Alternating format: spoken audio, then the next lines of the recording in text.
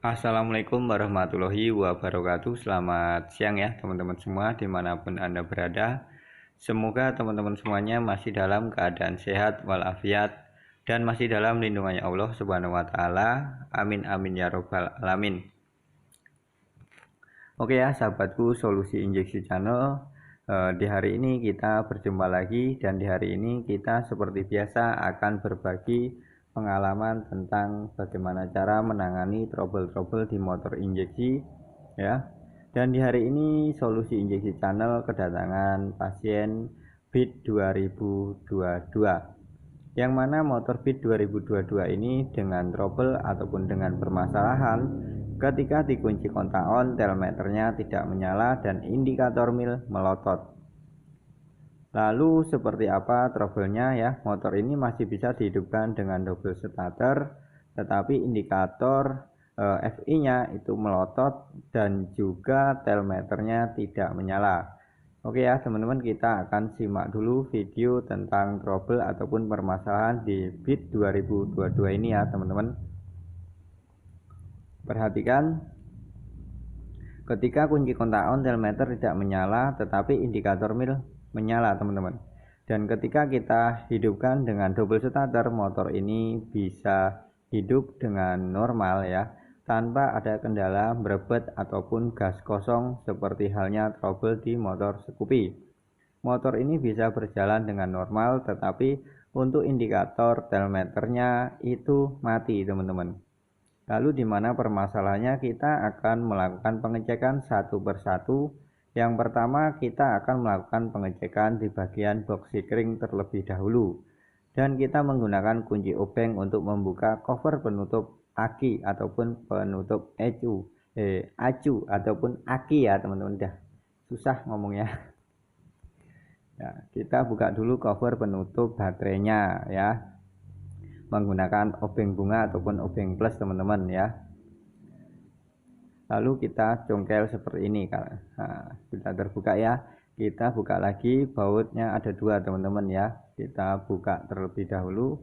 Kita akan melakukan pengecekan di bagian sekringnya, apakah sekringnya bekerja dengan normal, berfungsi dengan normal, tidak ada yang putus ya. Kita akan melakukan pengecekan tahap demi tahap ya.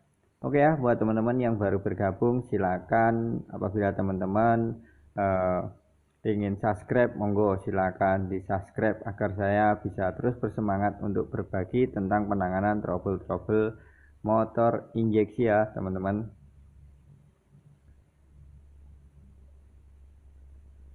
Nah, di sini di box baterai ya, di sini tertulis kemana jalur-jalur arahnya tentang sekringnya teman-teman ya. Sekring itu jalurnya kemana saja itu ada di bagian penutup box aki. Nah, di sini dibalik di sini ya teman-teman, perhatikan di sini ada tulisan ini adalah jalur-jalur rangkaian dari sekringnya ya teman-teman. Jadi teman-teman nggak usah bingung apabila ada masalah di bagian telemeter, bagian lampu depan, silakan dicek di bagian sekring dengan cara melihat di bagian box-boxnya ini ya teman-teman. Di sini semuanya sudah ada keterangannya, sekring nomor berapa dan berapa.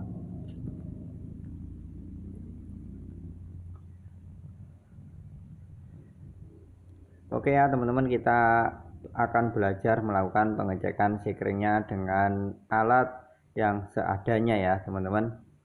Perhatikan posisinya ketika kita melakukan pengecekan di bagian box sekring ya. Ini untuk melakukan pengecekan box sekring apabila teman-teman menggunakan dashpan ataupun seperti saya dengan alat ala kadarnya. Kenapa saya selalu menggunakan alat yang ala kadarnya? Itu agar teman-teman bisa membuatnya sendiri di rumah tanpa membeli alat-alat yang mahal. Karena saya selalu berbagi pengalaman dengan cara sesederhana mungkin agar teman-teman bisa mengikuti untuk belajar. Kita sama-sama belajar sebagai pemula tanpa mengeluarkan banyak biaya. Ketika posisi kunci kontak on, pada posisi kunci kontak on, semua box sekring ataupun jalur sekring ini harus menyala teman-teman ya, harus menyala, tidak boleh ada yang tidak menyala.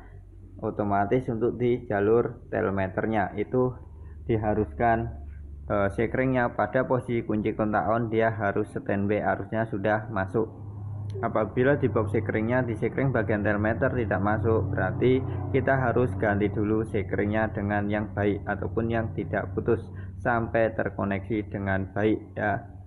Oke ya teman-teman, setelah saya melakukan pengecekan dan pengecekan, ternyata di bagian box sekring itu normal semua dan sekring tidak ada yang putus ya teman-teman.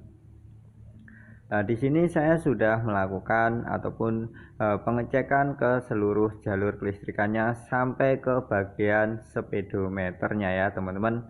Dan di sini kita menemukan bahwa adanya kabel yang terkelupas ya. Ini jalurnya ya.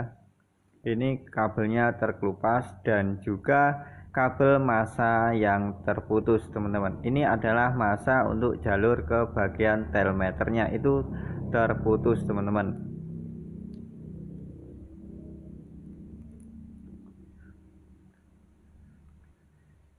Jadi di sini permasalahannya ada dua kabel bagian ESP-nya yang kabel besar ya untuk starter itu sudah terkelupas dikarenakan digigit tikus ya teman-teman, dan juga kabel massa pada telemeternya yang jalur ke telemeternya itu terputus satu teman-teman. Jadi clear ya teman-teman permasalahannya setelah kita menelusuri satu persatu dari box sekring hingga ke kabel bodi. Itu motornya ketika kunci kontak on telemeternya sudah menyala teman-teman. Nah ya, dan tetapi di situ terlihat bahwasanya untuk kode kerusakan ataupun kode kegagalan pada bit 2022 ini masih terlihat ya. Nah, untuk mil indikatornya ini nanti tinggal kita melakukan reset saja teman-teman ya. Untuk melakukan resetnya itu seperti biasa, ingat ya teman-teman, mungkin saya belum berbagi kepada teman-teman tentang bagaimana cara melakukan reset pada motor bit 2022 kepada teman-teman. Untuk selanjutnya saya mungkin nantinya akan berbagi bagaimana cara menghapus histori kerusakan di bit 2022. Nah, seperti OBD saja ya teman-teman. Jadi ketika kunci kontak on, milnya melotot ya. Nah, jadi tidak ber-DTC teman-teman ya. Perhatikan, ketika kunci kontak on, milnya tetap melotot, itu menandakan histori kerusakan belum kita hapus ataupun belum kita reset teman-teman. Berarti bisa kita katakan bahwa motor bit 2022 ini masuk dalam kategori motor OBD2, yang mana apabila terjadi kerusakan mil indikator tidak akan berkedip ya teman-teman. Nah, melainkan dia melotot seperti ini. Inilah perbedaan yang dikatakan dari teknologi OBD2 ya. Di PCX Vario 150 teman-teman, itu ketika ada histori kerusakan maka mil indikator akan melotot seperti ini, tidak akan berkedip ya teman-teman.